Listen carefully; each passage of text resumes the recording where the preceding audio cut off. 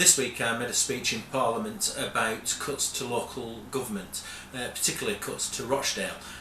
Rochdale's been in the top 3 local authorities to face the fiercest cuts since 2010 from the Conservative government, and that's made it really difficult to deliver services.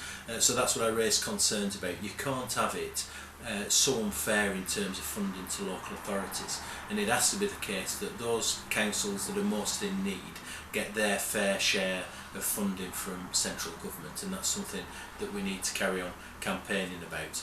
The second issue I wanted to raise is what's commonly known as the WASPI campaign. This is an excellent campaign run by women who were born in the 1950s and who are now finding from this government that they have to work longer than anticipated because the retirement age has been moved unfairly, in my view.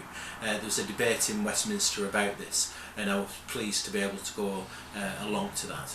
The third issue, very much a Rochdale-based one, is around free parking. A number of retailers in Rochdale have raised concerns about the free 3 hours parking because some staff who work in Rochdale are parking for the 3 hours, then moving the car to somewhere else within the town centre so that they can carry on getting free parking. That's a problem for retailers because obviously the spaces which are there for shoppers are being taken up by people working in the town centre. I've spoken to the council, and the intention now is to make the whole of the town centre a parking zone so that people can't move within that area, and I think that should be welcomed by local retailers.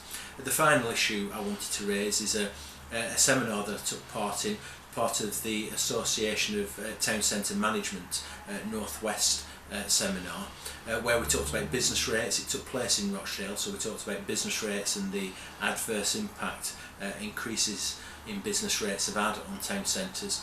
But we also talked about the positives in Rochdale, the fact that the river is being reopened, we've got a Heritage Lottery Fund grant in for the Town Hall, and indeed there are developments in terms of Town Centre East where we should have new retail leisure facilities in years to come. So that's the good news for Rochdale. Thanks for listening to Simon Says.